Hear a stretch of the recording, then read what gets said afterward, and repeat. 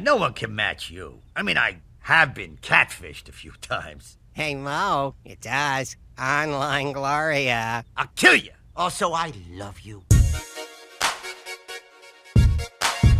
I love adult animation, and some of my favorite characters are the ones that get no hoes.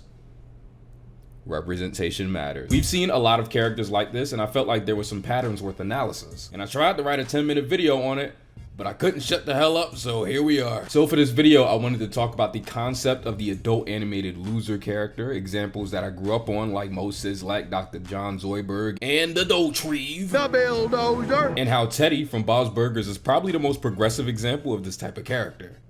Until somebody names a character from a show that I don't watch in the comments. Yeah, bro, I believe you. Your favorite Squidbillies character had wild development. They cooked. This is the adult animated loser.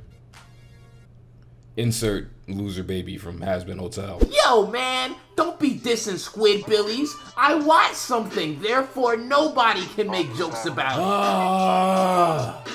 Y'all defend anything.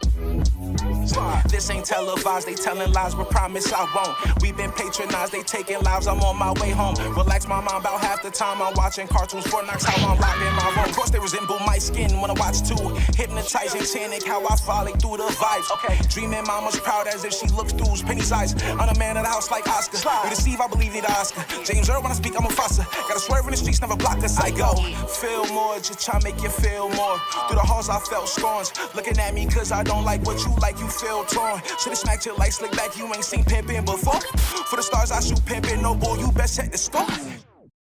You think I'd meet more women if I changed my name to Tango? Don't change your name again, Bill. My nigga Brainstorm did this beat. All right, so let's talk about this concept the only way I know how. One by one. I wanted to start with my son Bill Dauterive from 1997's King of the Hill. A personal favorite of mine, just like every other show in this video. Bill is one of Hank Hill's best friends and neighbor that he drinks with in the alley. Fun fact, he actually says the first line of dialogue in the entire cartoon.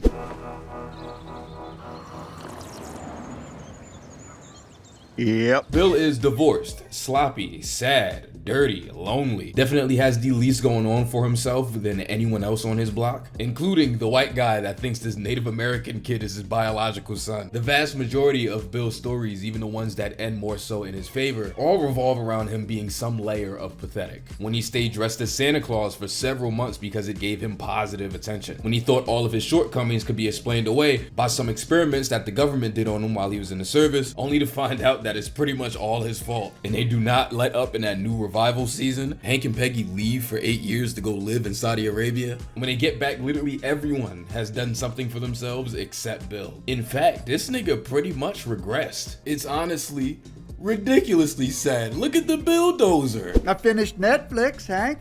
Yeah.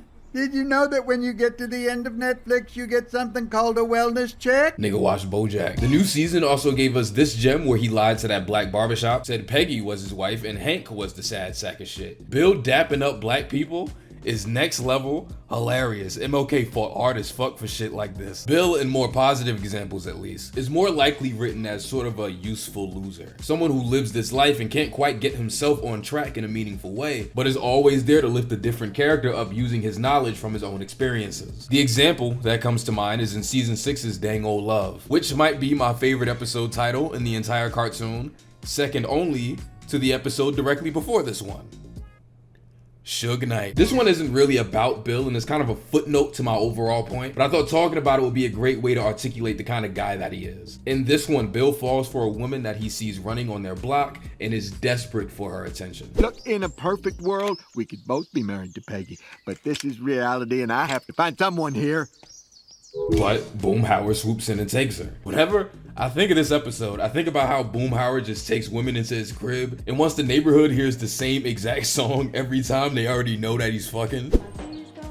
No!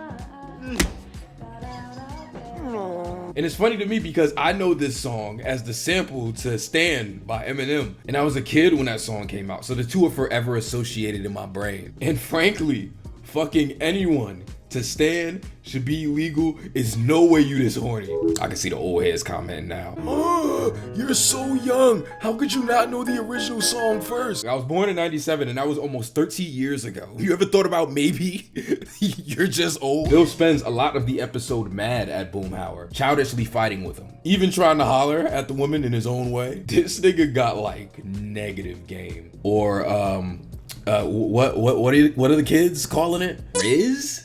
Oh God. I think I'm gonna. I'd be honored if I could have some of your hair for my collection. What are you doing? I am flirting. But when she breaks up with Boomhauer and crushes his heart, it's Bill who steps in to dig him out of this funk. And really pay attention to how they wrote this. They have him say this relentlessly embarrassing plan of his, still playing on the character being pathetic, but they frame it in a way to show you his resilience. I'm fat and I'm old, and every day I'm just gonna wake up fatter and older. And somehow I manage to drag this fat old bald bastard out into the alley every day. And tomorrow I'm gonna hang outside at a ladies' prison. First thing those lady cons are gonna see after 20 years is me.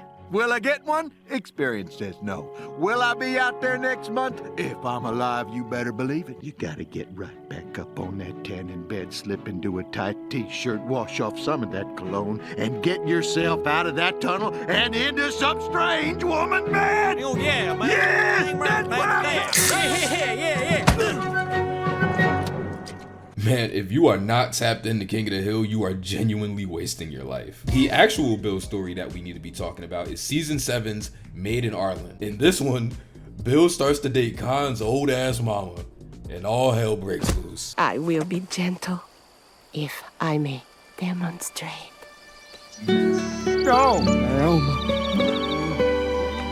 They start fucking, it was gross. From now on, you stop riding us so hard. It's honestly a very sweet, very real, and sincere connection. Bill being divorced and Leoma being a widow, they both crave that companionship, realizing that they could just find it in each other. There is still a void that neither family nor work can fulfill. Yeah, there's a void in my life, too. It's nice to talk to someone who has the same void. And it honestly goes super fucking well, aside from Khan hating ass, who is utterly disgusted by the very idea of them even looking at each other. I've seen this episode mad times, but I think my brain is so used to the normal guy gets in other guy's head and plays into his insecurities trope that you see in every other sitcom. It seemed like that was the direction that the Bill and Khan stuff was going. But what they actually do is so much meaner. Khan just fucking lies and says that his mother fell in love with an astronaut. And Bill believes him because, in his mind, Khan has no reason to lie. Listen, can you fly a spaceship? No. Then this could be a problem. So, Bill just breaks up with her. This isn't even a case of a loser character getting in his own way like we'll later talk about with Moe from The Simpsons. It's the case of one guy jumping in the middle like a turd in the night. I think I just made that phrase up, but you get it. Don't act like you don't. What a rush! Maybe next I break up Hank and Peggy. The thing is, though, this episode actually ends with Bill and Leoma getting back together. They piece it up and embrace as the camera pushes out into the sky, while the entire neighborhood silently agrees that they are no better than Khan. Oh, come on! Like you all wouldn't have done the same thing if dauterive was after your mother? Yeah, and it's nice and all, but newsflash, it doesn't fucking mean anything. Leoma is only ever referenced in relation to Bill in the very next episode. Things have been going pretty well for me, you know, with my girlfriend Leoma and all the way in the revival season, where Khan doesn't invite Bill to his anniversary party because he fucked his mom. Pretty valid crash out, I'm gonna be honest. And I think this episode and how they just erased this ending for Bill is really indicative of how even the best versions of these kind of shows, like King of the Hill, chooses to treat their sad and pathetic characters. Bill is not allowed to be happy. He's not allowed to enjoy his life or anyone else's company for too long, because that would structurally change how they write this character. If he's happy, where's the joke? Kip, I'm asking you a question. Real quick, today's video is actually brought to you by Manta Sleep. Manta Sleep specializes in all things sleep. If you didn't know that by now, you better wake up.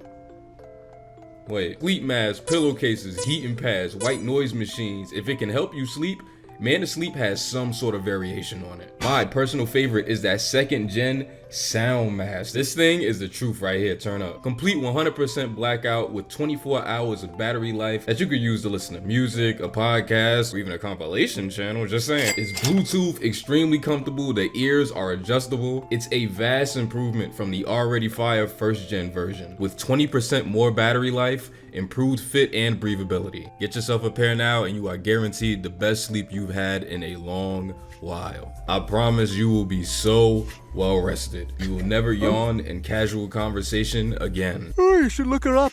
Oh, am I boring you? No, it's just long day.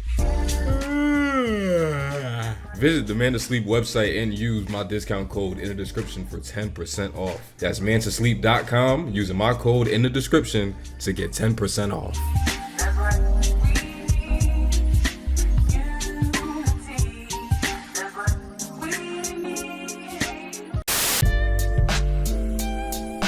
So I think for me, the biggest bummer for this kind of thing is what happens to Zoidberg in Futurama. The doctor that no one likes, that they constantly say smells like shit.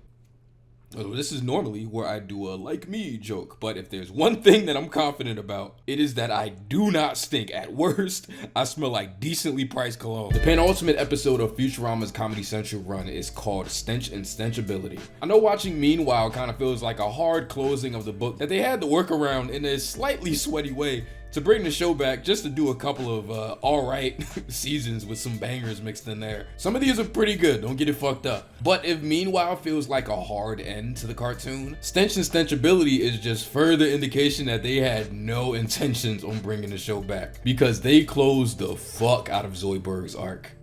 Okay, arc is a strong word, but you get it, don't act like you don't. Zoidberg goes on a date, but it doesn't go well because he smells like shit. Oh my god, the smell's coming from you! What, that? That's just my personal musk. You'll learn to love it. I know I did. Hang on there. Just when he thinks that he's hit rock bottom, he meets a lady that sells flowers that thinks he's funny, brave, and charming, and just so happens to have zero sense of smell. Really? My name's Marianne. Hello, you.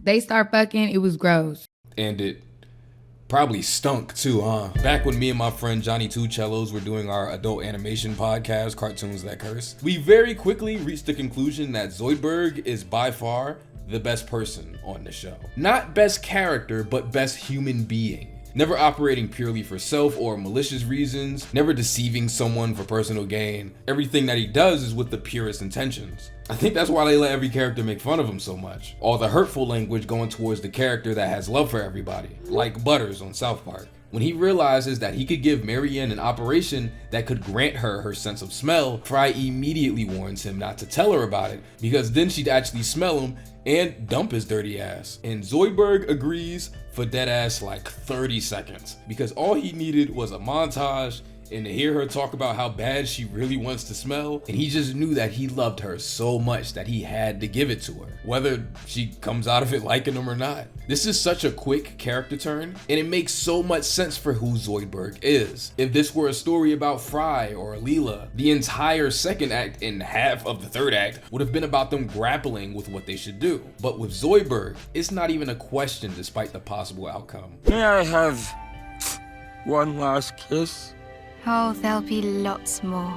Mwah. And the episode has this really sweet ending, probably one of the sweetest in the whole show, which is a super high bar, where Marianne wakes up and hates the smell of flowers, but she loves how Zoidberg smells. He did the right thing and was ultimately rewarded with a partner that genuinely adores him for who he is. I never learned a good smell from a bad smell, but I like the way you smell, because I like you.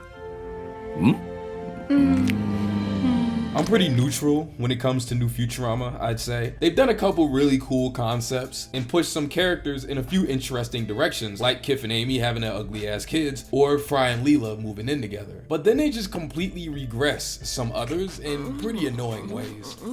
And what they end up doing with Zoidberg definitely falls in that latter category. The worst thing about this phenomenal episode is that they kind of refuse to make it mean anything. There was honestly more of an effort in the Comedy Central run more than any other era of the show to try to make Zoidberg kind of cool, or at least like an actual person instead of a pathetic joke machine. My mind instantly goes to Tip of the Zoidberg. A lot of the cartoon is about how shitty of a doctor he is, but it turns out he's a great doctor. It's just humans and their anatomy that he doesn't really understand. It's a pretty cool subversion and explains why he still has his job. But this episode in particular is another one where the episode actually ends with them staying together. Zoidberg and Marianne never break up. And I feel like they only went for that because the cartoon was about to end. Because the second they come back 10 years later, we're right back to jokes and stories about how this nigga stinks and no one loves him. Ouchie! Marianne never existed, nigga. 3 seasons and not even referenced in a throwaway line. There's an episode in the first Hulu season, I Know What You Did Next Xmas. That was honestly the first episode of the run that I really liked, where Bender and Zoidberg spend Christmas together because they both have no one, pretty much cementing that the show is more interested in loser Zoidberg instead of loverboy Zoidberg. Please call him that from now on. I just came up with that. I want to see if it sticks. The season from this year has a really sweet episode where he moves in with Leela's parents because, again, nobody likes him. And they actually love him so much that they legally adopt him. So, from this point on, in the canon of Futurama, Loverboy Zoidberg and Leela are actually siblings. You see what happens to your favorite cartoons when you're not looking? These characters all related and shit. I guess only a sibling can appreciate how annoying your parents are. And I'm happy to have that now. Me too, sis. But seriously, they're awful. I need to move out.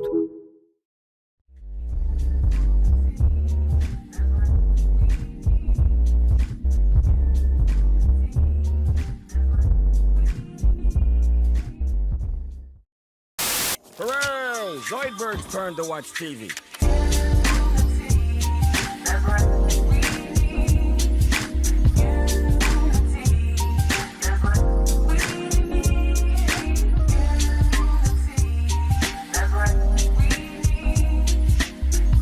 You can't be in 2 places at once.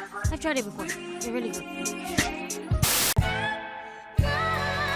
The Simpsons has a plethora of loser characters to choose from, some who even went on and got married, but not that many adult ones who are good people. And the ones that aren't too terrible are so sad that it might actually bum me out to write about them. I sleep in a racing car. Do you? I sleep in a big bed with my wife. Anyone that's like, oh, he got back with Luann, it's not that sad. They definitely said that they were like cousins in one episode, and Milhouse is definitely an incest baby. You are barking up the wrong tree. For this, I wanted to talk about Mo Syzlack, Homer's close friend and bartender that's been in the show since season 1. Another definition of a walking L. I got a hot date tonight. Odd date. Dinner with friends. Dinner alone. Watching TV alone. All right. I'm gonna sit at home and ogle the ladies in the Victoria's Secret catalog. Sears catalog. In season 20's Eeny Teeny Maya Mo, Mo takes up online dating and matches with a beautiful woman, but when she pulls up, he finds out that she's a little person. Oh, you're a little person. I'm sorry. I didn't mean that. What's the correct term?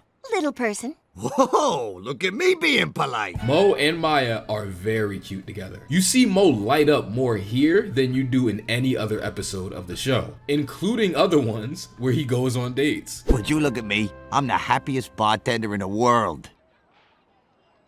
Sorry, fellas. Maya brings out a real tender version of this character that we've never seen before. It's both surreal and really nice to see. Why should I be watching anything when I could look at the most beautiful thing in the world? Yous. Me's? Initially, the story frames itself in a way to make you feel like it isn't necessarily about Mo being ashamed of Maya because she's a little person, and that it's more about Mo being ashamed of how intolerant his friends might be. He's not scared that he'll be seen outside with her, he could care less about that. He just doesn't want his homeboys to do some ignorant shit. Yep, that's what we do. But as it goes on, it kind of seems like the story morphs into being about him hiding her from everyone, which is a slippery slope. I probably would have cut this line here. When your mailman waved to us, you made me hide under that traffic cone. But I think what the story is going for is that Mo, in trying to protect Maya from everyone else's ignorance, has to realize that everyone else is fine and it's him that has the unchecked ignorance. That's the main conflict. And just when you think he's figured it out, he gets a little too comfortable. Mo tries to propose to Maya and makes one too many short jokes, and a teeny weeny mistake turns into a big misunderstanding. You see how I did that, Mo? Tasteful. Not really. I'm gonna edit this part out. I screwed this up pretty bad, and I'm sorry.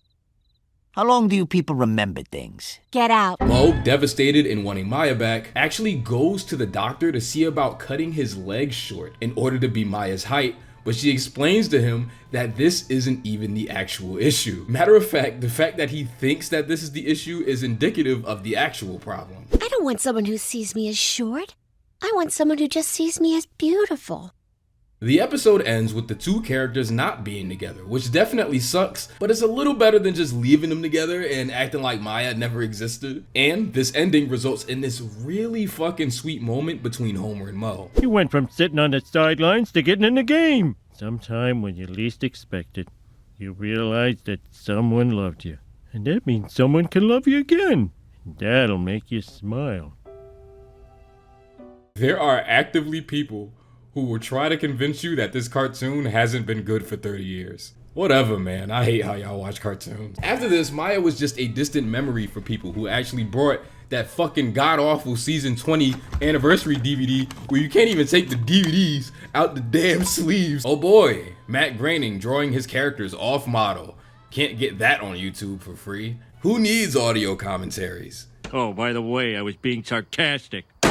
Well, duh. 13 seasons later, in season 33's The Ways We Were, genius episode title, no notes, Mo runs into Maya while in a traffic jam after not seeing her for years, apparently. Can it be her?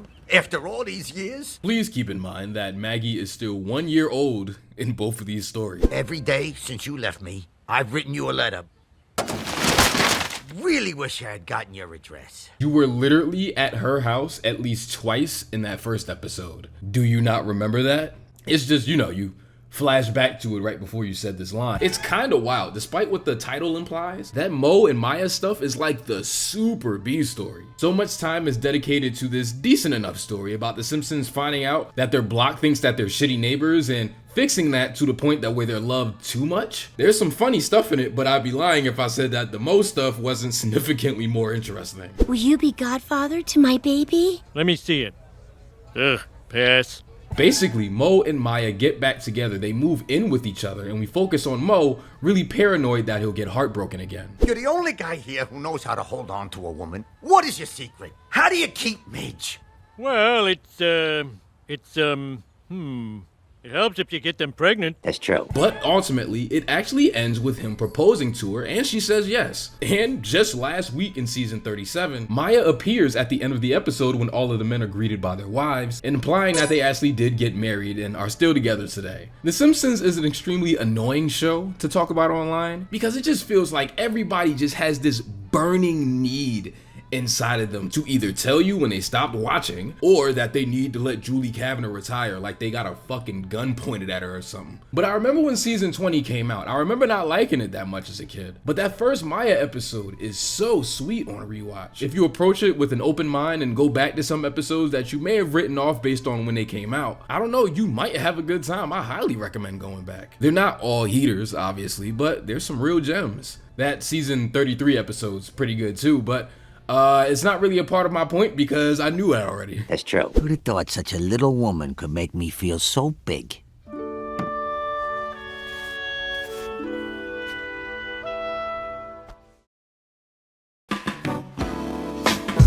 But I know what you're probably thinking. How does all of this stuff come back to Teddy? After all, he is the main character in the thumbnail, unless I have to change it to appease the algorithm.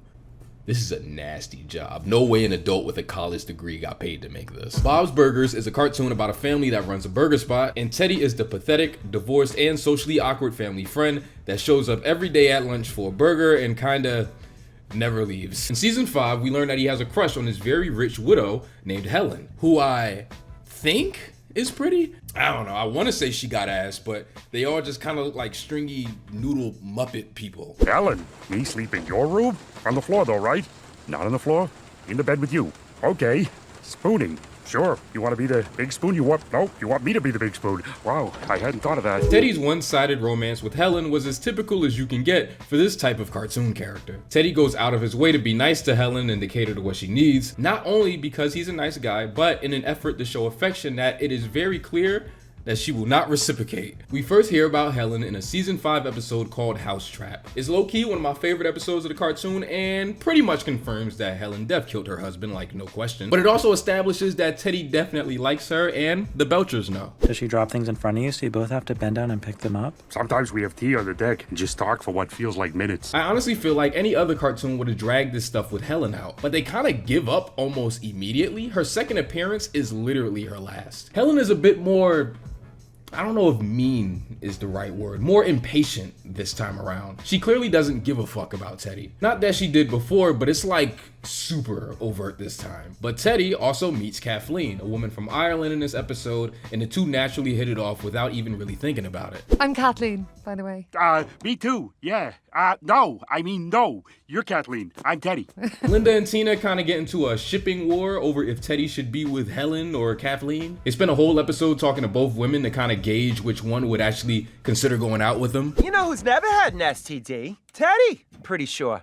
Not really listening, but he was in the Navy, but I always really liked how this episode was written. It gives a lot of really distinct clues that Kathleen is obviously the better person for Teddy to be around. Both her and Helen both have lost their husbands, and while Helen definitely killed hers for the bag, Kathleen's view on her husband getting hit by a train is pretty much night and day. Oh, I'm so sorry, that's terrible. Oh, did you sue the city for millions?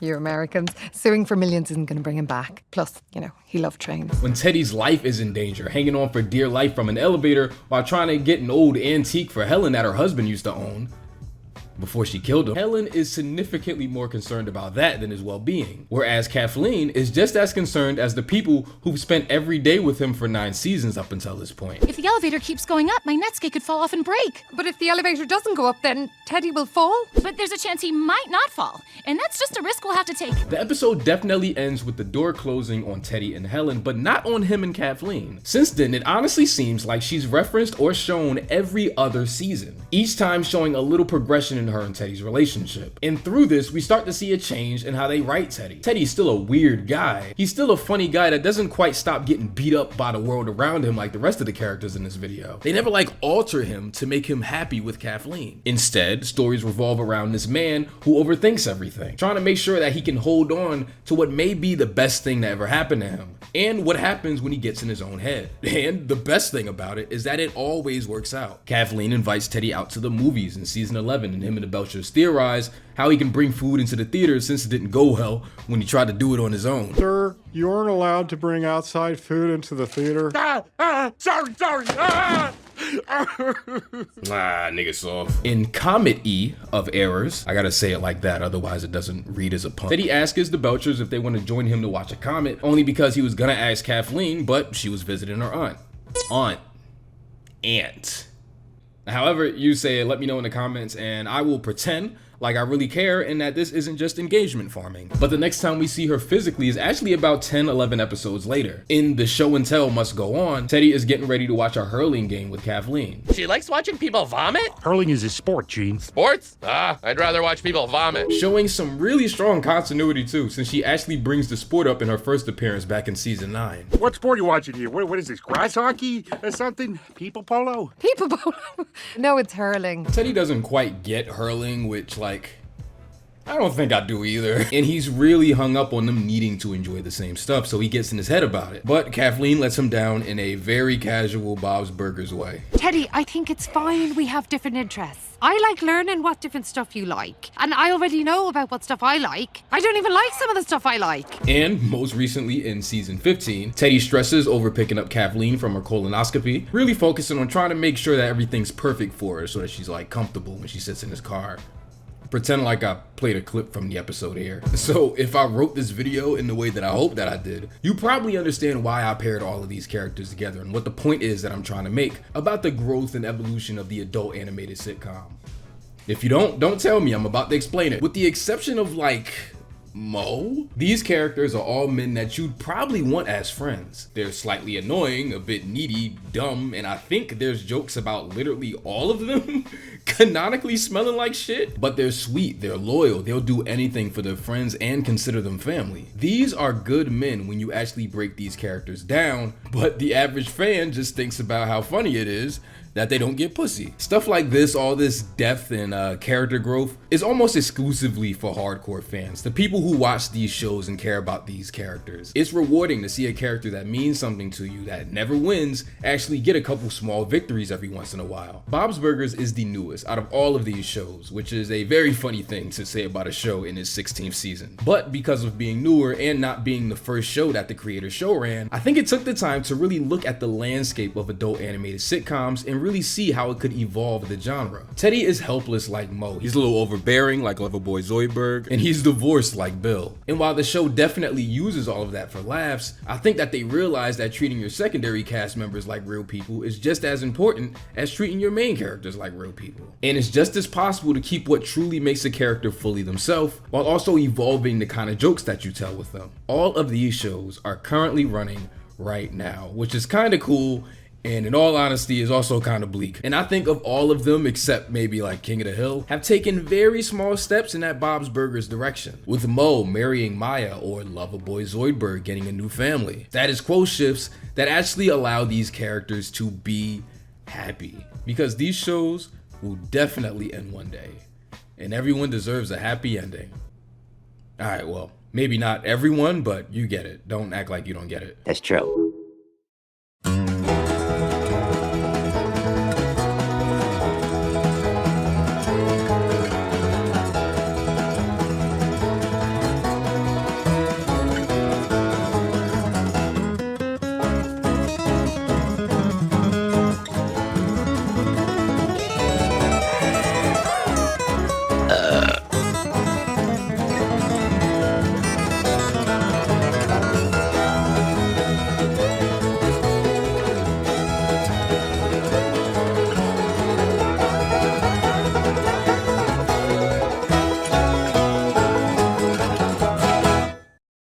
She's sick of that song on how it's so long. Thought he worked his until I handled my biz. There I is, major pain like Damon Wayans. Low down dirty even like his brother Keenan. Scheming, don't leave your girl around me. True player for real, ask Puff Dad D. You ringing bells with bags from Chanel. Baby Benz traded in your Hyundai XL. Fully equipped CD changer with the cell. She beat me, meet me at 12. Where you at? Flipping jobs, paying car notes while I'm swimming in your women like the breaststroke. Right stroke, left stroke was the best stroke. Death stroke, tongue all down her throat. Nothing left to do but send her home to you. I'm through. Can you sing the song for me, boo? What?